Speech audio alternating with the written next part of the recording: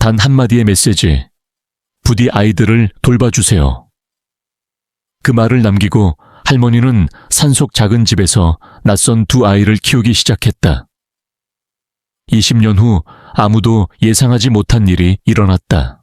강원도 깊은 산골짜기, 나무가 빽빽이 우거진 숲길을 지나 구불구불 이어진 비포장도로의 끝자락.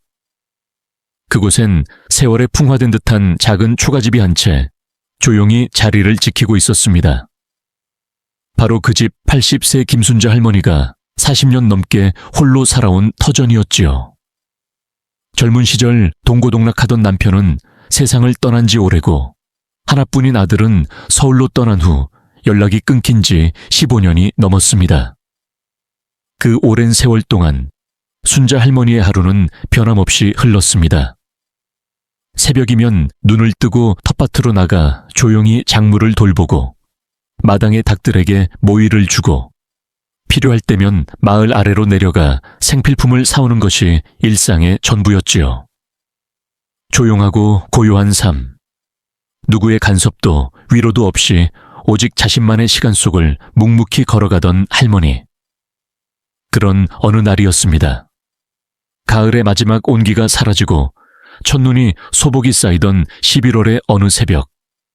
언제나처럼 부지런히 일어난 순자 할머니는 닭들에게 모이를 주려 현관문을 열었습니다. 하지만 그날 아침 문 앞에 놓인 광경은 그녀의 숨을 멈추게 만들었습니다.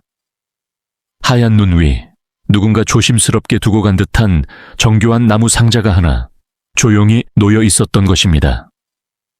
그리고 그 안에서는 희미하지만 분명한 생명의 소리, 작고 미세한 울음이 들려왔지요. 아이고야, 이게 뭘까?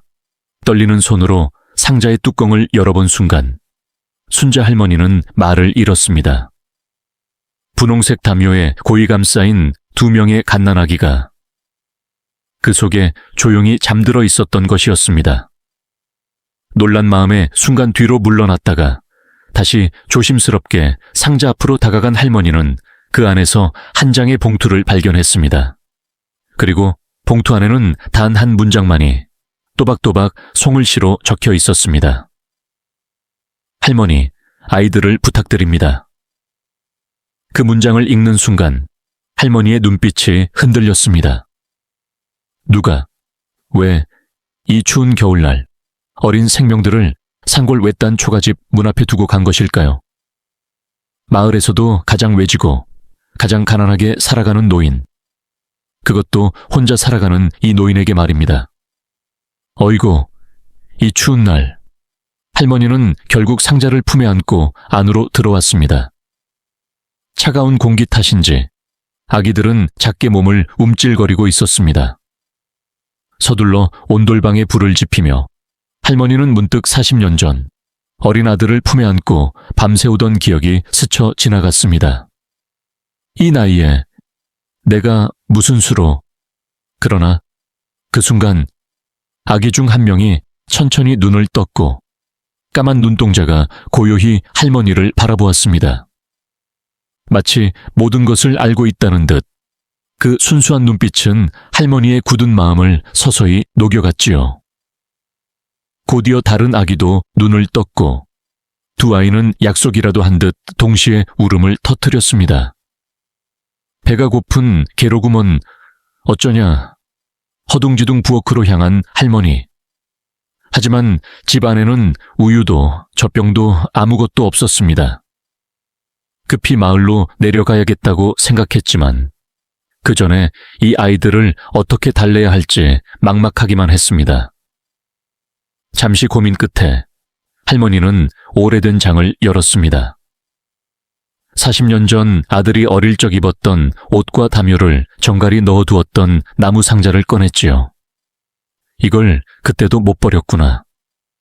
곱게 접힌 아기 옷과 낡은 담요. 시간은 많이 흘렀지만 아직도 쓸 수 있을 정도로 보관이 잘 되어 있었습니다. 할머니는 그것들로 아기들을 감싸주며 조심스레 품에 안았습니다. 그 순간 아기들의 울음이 잦아들며 호기심 어린 눈으로 할머니를 바라보았습니다. 바로 그때 순자 할머니는 마음속 깊은 곳에서 무언가가 피어오르는 걸 느꼈습니다. 그래, 이 아이들 내가 어떻게든 지켜줘야겠다. 할머니는 곧장 외투를 꺼내 입고 낡은 자전거를 끌어 밖으로 나섰습니다.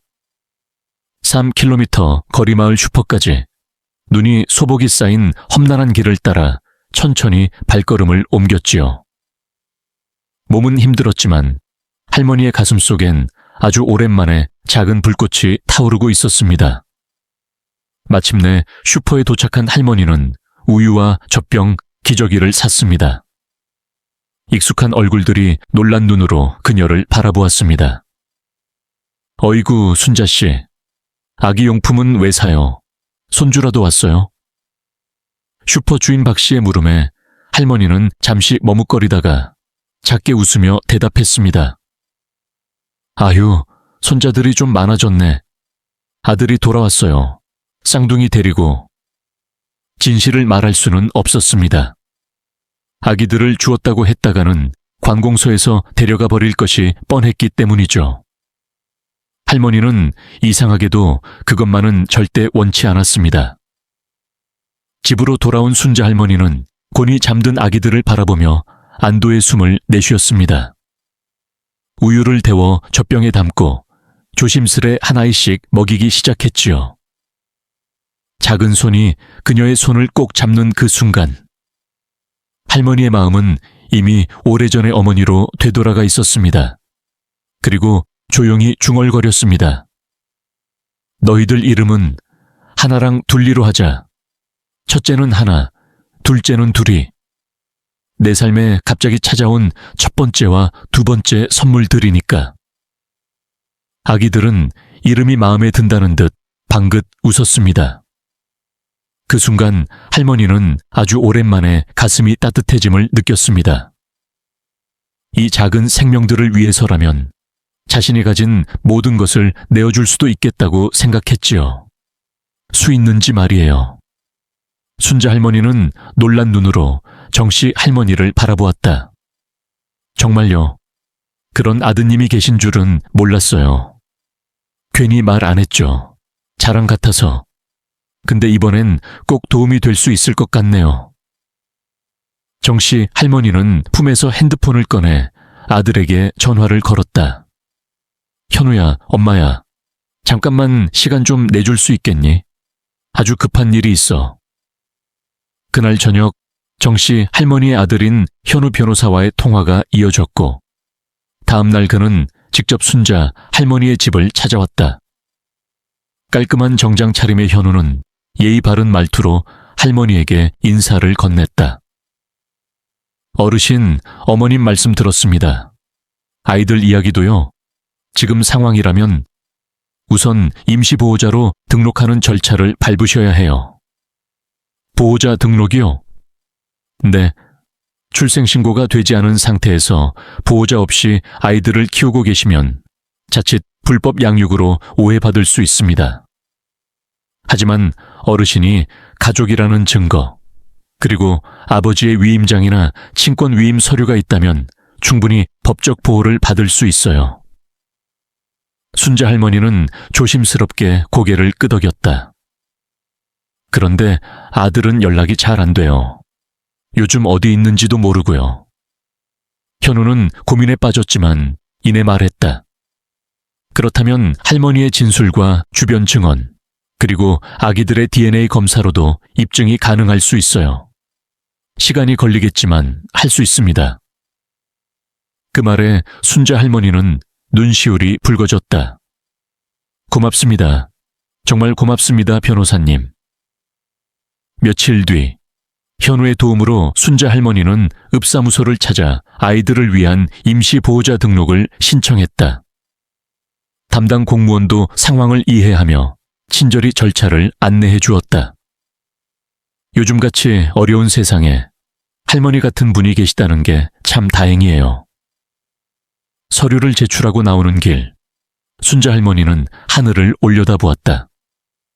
흐릿한 구름 사이로 햇빛 한 줄기가 내려와 있었다. 그날 밤 할머니는 아기들에게 밥을 먹이며 조용히 속삭였다. 이제 조금씩 괜찮아질 거야. 우리 함께 힘내보자. 하나는 방긋 웃었고 둘리는 손을 휘저으며 응답하듯 소리를 냈다. 그 모습을 바라보며 순자 할머니는 다시 한번 마음을 다잡았다. 그러나 평화는 오래가지 않았다. 며칠 뒤 마을로 낯선 사람들이 나타났다. 정장을 입은 두 남자가 순자 할머니의 집 앞에서 서성였다. 혹시 이 집의 순자 여사님 계신가요? 제가 순자인데요. 서울에서 왔습니다.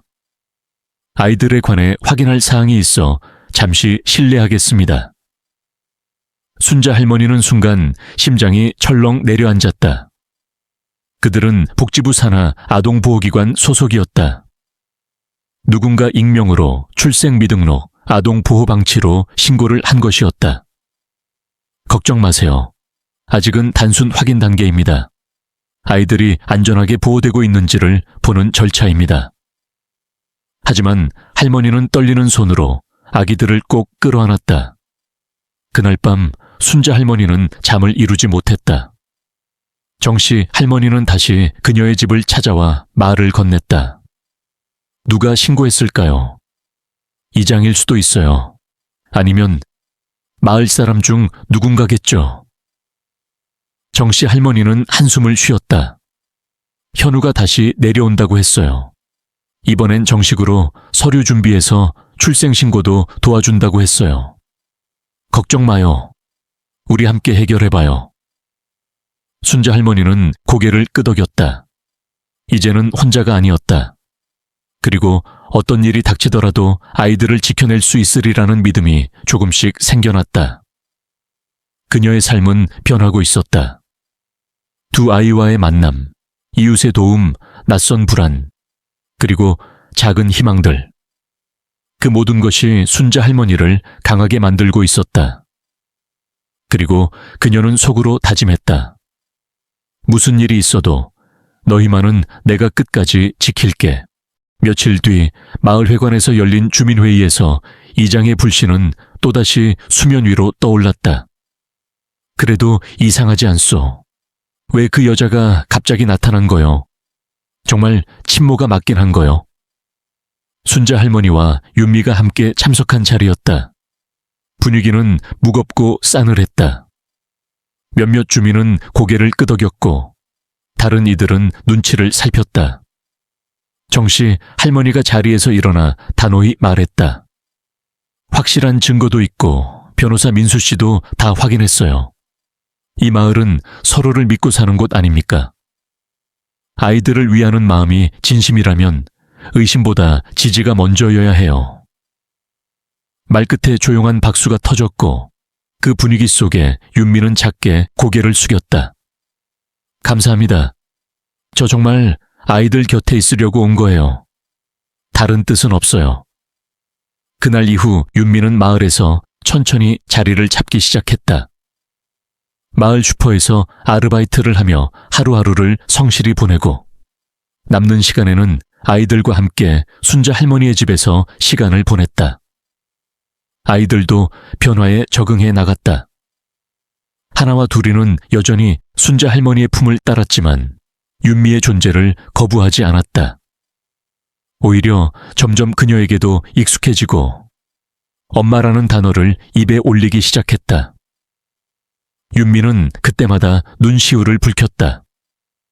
어느 날 밤 순자 할머니는 윤미와 함께 마당 평상에 앉아 있었다.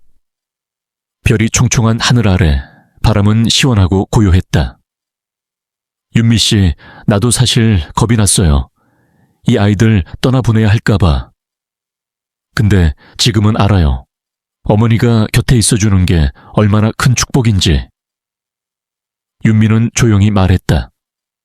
할머니, 저도 두렵지만 저 혼자였다면 여기까지 오지 못했을 거예요. 이렇게 아이들을 다시 만날 수 있게 도와주신 것 평생 잊지 않을게요. 순자 할머니는 고개를 끄덕이며 하늘을 올려다보았다. 그리고 속으로 중얼거렸다.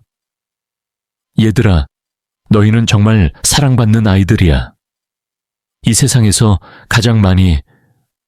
그러던 어느 날 민수는 서울에서 급하게 내려왔다.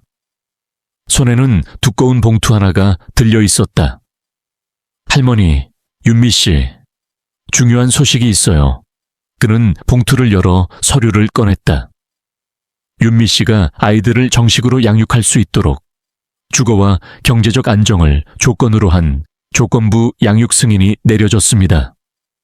서울시청과 협의 끝에 가능해졌어요. 윤미는 놀란 듯 입을 막았다. 정말요? 이젠 아이들과 함께 살 수 있는 건가요? 네, 물론 조건이 충족되어야 하니까 당분간 순자 할머니와의 공동 양육은 계속됩니다. 그동안 일자리도 찾고 주거도 안정시키면 정식 양육권으로 전환될 수 있어요. 순자 할머니는 조용히 윤미의 등을 토닥였다. 잘 됐어요. 진짜 가족으로 나아갈 수 있는 시작이네요. 이후 윤미는 시에서 지원하는 직업훈련 프로그램에 등록하고 마을 근처 작은 전셋집을 구했다. 아이들은 주중에는 순자 할머니와 함께 지냈고 주말에는 윤미와 함께 시간을 보냈다. 마을 사람들도 그녀를 서서히 받아들였다. 심지어 의심 많던 이장도 어느 날 윤미에게 김치를 건네며 말했다. 여보게, 요즘 보니 아이들 잘 돌보는 것 같아서 말이야. 괜히 의심해서 미안하네. 윤미는 눈물을 머금고 고개를 숙였다. 감사합니다. 믿어주셔서요. 시간은 그렇게 흘렀다. 계절이 바뀌고 마을에도 새싹이 움텄다. 어느 봄날 아침 하나와 둘이는 마당에서 서로를 부르며 깔깔거렸다. 하늘아, 별아. 이름을 되찾은 아이들은 마치 그 이름이 운명이었던 것처럼 반짝이는 눈으로 엄마와 할머니 사이를 뛰어다녔다. 그 모습에 순자 할머니는 문득 중얼거렸다. 그래, 이게 기적인 거지. 버려진 인연이 아니라 다시 이어진 인연. 참 신기한 일이야. 그리고 그 순간 그녀의 얼굴엔 평온한 미소가 떠올랐다. 이 작은 마을, 이 작지만 소중한 이야기 안에 진짜 가족의 의미가 피어오르고 있었다. 며칠 후 마을에 다시 평화가 찾아왔다. 순자 할머니의 집에는 여전히 웃음소리가 울려 퍼졌고 하나와 둘이, 아니 이제는 하늘이와 별이라는 본래 이름으로 불리게 된 아기들도 점점 밝은 표정을 되찾아갔다. 윤미는 작은 방 하나를 얻어 정착을 시작했고 순자 할머니와는 매일같이 아기들을 함께 돌보며 점점 더 가까워졌다. 할머니, 오늘은 제가 이유식 만들게요. 어제 인터넷에서 좋은 레시피를 찾았어요. 윤미는 주방에서 분주히 움직였다. 순자 할머니는 살짝 미소 지으며 그녀를 바라보았다. 그래, 젊은 사람이 해야지. 나는 눈이 잘 안 보여서 그 조그만 당근도 잘 못 자르겠더라. 그렇게 하루하루 마을 사람들도 점점 윤미를 받아들이기 시작했다. 처음에는 경계에 눈초리가 있었지만 그녀가 아이들을 진심으로 아끼고 순자 할머니를 공경하는 모습에 이장의 태도도 바뀌었다. 어느 날 이장은 조심스레 순자 할머니를 찾아와 말했다. 김 할머니, 지난번엔 괜한 의심을 해서 미안했소. 이제 보니 참 좋은 사람들을 곁에 두셨네요. 마을에서도 돕고 싶은 사람이 많습니다. 혹시라도 어려운 일 있으면 말씀만 하세요. 순자 할머니는 놀라운 듯 이장을 바라보다가 고개를 끄덕이며 말했다. 감사해요. 진심으로요. 정민수는 변호사로서의 역할 그 이상으로 가족을 도왔다. 그는 마을과 시청, 아동복지센터와 지속적으로 연락하며 하늘이와 별이의 신분 문제를 명확히 정리해 주었고 윤미가 안정된 생활을 할 수 있도록 법률적, 행정적 조언을 아끼지 않았다. 몇 달 후 윤미는 마을 근처 작은 어린이집에서 보조교사로 일하게 되었다. 아이들을 돌보는 일이 자연스럽고 편안했기에 그녀는 하루하루 보람을 느꼈고 조금씩 자립할 수 있는 자신감도 생겼다. 하늘이와 별이는 생일을 맞아 마을 잔치가 열렸다. 순자 할머니는 정성스럽게 미역국을 끓였고 윤미는 아이들을 위해 작은 케이크를 준비했다. 마을 어른들과 아이들까지 모두 모여 생일을 축하해 주었다. 이 아이들이 우리 마을의 복덩이야. 하늘이, 별이 건강하게 자라렴. 웃음소리와 박수소리가 울려 퍼졌고 아이들은 천진난만한 웃음으로 답했다. 밤이 되어 모두가 돌아간 후 순자 할머니와 윤미는 조용히 마당에 앉아 하늘을 바라보았다. 별빛이 반짝이고 있었다. 하늘이랑 별이 이름대로 반짝이네. 윤미가 말했다. 순자 할머니는 조용히 고개를 끄덕였다. 그래, 얘들은 앞으로도 계속 반짝일 거야. 네가 지켜줄 테니까. 하지만 할머니도 함께 있어주세요. 저는 아직 부족한 엄마니까요. 내가 해줄 수 있는 날까지는 그럼 같이 키워보자꾸나. 두 사람은 서로를 바라보며 미소 지었다. 그리고 그렇게 세 여인의 가족이 만들어졌다. 한때 낯선 존재들이었지만 이제는 누구보다 깊은 인연으로 묶인 가족이었다. 몇 해가 지나 윤미는 마을에 완전히 정착했다. 어린이집에서 정규교사로 승진했고 마을 주민들의 신뢰도 두터워졌다. 순자 할머니는 나이는 들었지만 여전히 정정했고 마을 아이들에게 전래동화를 들려주며 행복한 노년을 보내고 있었다. 그리고 하늘이와 별이는 밝고 건강하게 자랐다. 두 아이는 마을의 사랑을 받으며 서로를 의지하고 할머니와 엄마의 따뜻한 품 안에서 꾸준히 자랐다. 어느 날 마을의 텔레비전 방송국에서 촬영팀이 찾아왔다. 따뜻한 가족 이야기라는 프로그램에서 윤미와 순자 할머니 그리고 하늘이와 별이의 이야기를 듣고 감동을 받아 촬영을 요청한 것이다. 카메라 앞에서 윤미는 살짝 긴장했지만 곧 담담하게 말했다.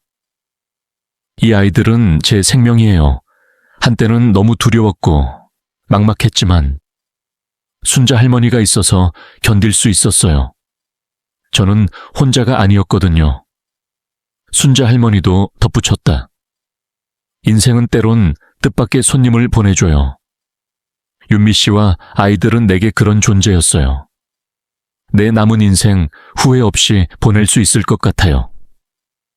그 방송이 전파를 타자 전국에서 많은 응원의 편지와 기부가 쏟아졌다. 한 비영리 재단에서는 윤미에게 장학금과 함께 주택보조금을 제공하겠다는 제안도 보내왔다. 그렇게 윤미는 작은 집을 마련하고 마을 가까이에 새 삶의 터전을 세웠다.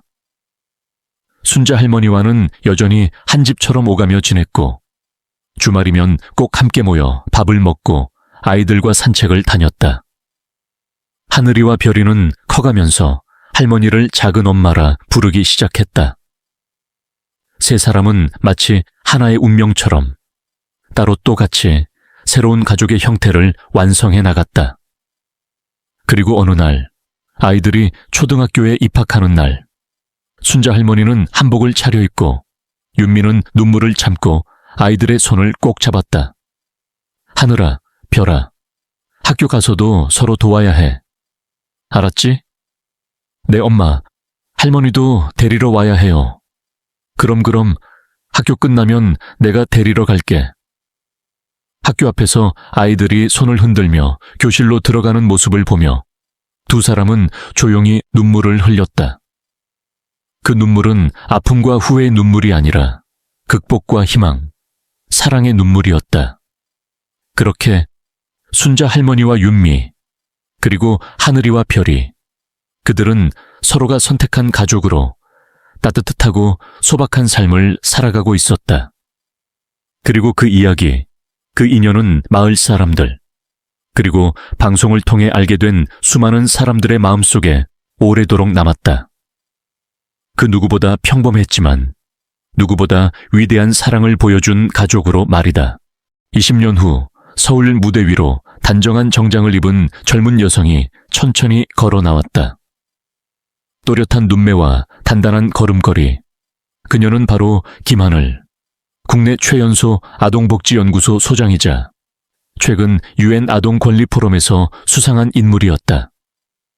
하늘이는 무대 중앙에 서서 깊은 숨을 내쉰 뒤 조용히 말을 꺼냈다. 여러분, 오늘 저는 한 가지 질문을 드리고 싶습니다. 사랑은 구조가 될 수 있을까요? 청중은 조용히 귀를 기울였다. 하늘이는 화면을 넘기며 오래된 사진 한 장을 보여주었다. 시골집 앞에서 어린 두 아이가 두 여성과 함께 활짝 웃고 있는 사진이었다. 이 사진 속의 아이가 바로 저입니다. 제 옆에는 제 쌍둥이 언니, 그리고 저희를 길러주신 두 분, 저희 엄마 윤미 씨와 순자 할머니가 계십니다. 강당 안에는 조용한 숨소리만 가득했다.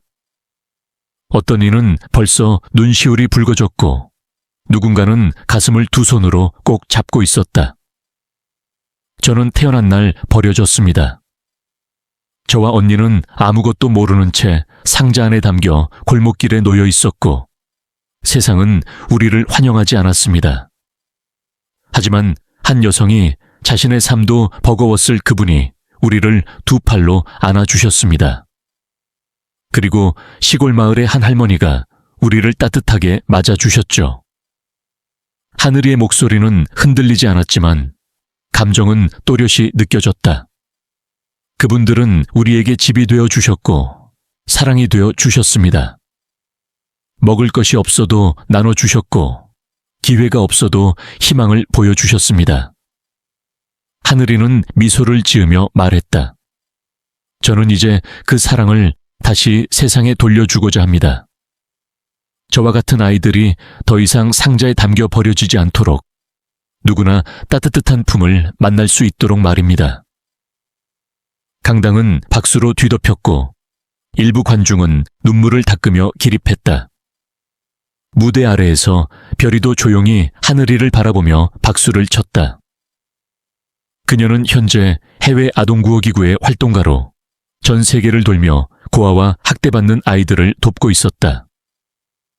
같은 시각 시골 마을의 작은 집에서는 윤미와 순자 할머니가 텔레비전 앞에 나란히 앉아 딸의 모습을 지켜보고 있었다. 눈이 침침해진 할머니는 화면 속 하늘이를 보기 위해 돋보기를 끼셨고 윤미는 가슴을 꼭 쥐고 있었다. 우리 하늘이 저렇게 훌륭해졌어. 그래, 내가 뭘 했냐. 저 아이들은 보통 애들이 아니라고 했지 않니? 순자 할머니는 조용히 웃으며 윤미의 손을 잡았다. 며칠 후 하늘이와 별이는 윤미와 순자 할머니를 차에 태우고 서울 외곽의 작은 언덕으로 향했다. 여기가 어디니? 할머니가 물었다. 도착하면 알게 되실 거예요, 할머니. 하늘이는 웃으며 대답했다.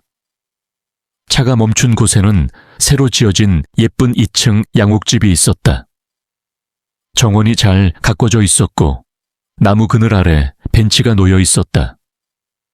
문 앞에는 작은 나무 팻말이 걸려 있었다. 사랑이 시작된 곳, 그리고 우리가 지켜드리고 싶은 집, 윤순이의 집. 윤미는 눈앞의 광경에 말을 잇지 못했고 순자 할머니는 눈을 크게 떴다. 이게 뭐니? 이게 다 뭐야? 별이가 말했다. 여기서 엄마랑 할머니가 편하게 지내셨으면 좋겠어요. 평생 저희 뒷바라지 하느라 제대로 된 쉼 한 번 못 누리셨잖아요. 하늘이는 이어 말했다. 그리고 이 집 옆에 작은 아동센터를 지을 거예요. 엄마와 할머니의 이름을 따서 윤순이 희망의 집. 저희 같은 아이들이 따뜻한 품을 찾을 수 있는 공간이 되었으면 해요. 윤미는 결국 눈물을 터뜨렸다. 너희가 이렇게까지 내가 뭘 한다고. 순자 할머니는 고개를 끄덕이며 말했다. 네가 뭘 했냐고. 사람 하나 살렸지. 그게 전부야. 그리고 그 하나가 또 세상을 살리는 거란다. 그날 저녁, 네 사람은 새집 마당에서 삼겹살을 구워 먹으며 웃음꽃을 피웠다. 옛날처럼 소박한 밥상, 평범한 대화, 그리고 따뜻한 공기. 하늘에는 별이 총총 떠 있었고 산들바람이 살며시 불어왔다. 밤이 깊어갈 무렵 윤미는 조용히 하늘이와 별이의 손을 잡고 말했다. 너희를 만나서 내가 정말 사람다운 사람이 될 수 있었어. 너희가 내 딸이라서 나는 참 고마워. 하늘이와 별이는 서로를 바라보며 고개를 끄덕였다. 우리가 고마워요, 엄마. 우리가 여기까지 올 수 있었던 건 엄마 덕분이에요. 그리고 그 사랑은 지금도 누군가의 삶 속에서 또 다른 기적이 되어 피어나고 있다.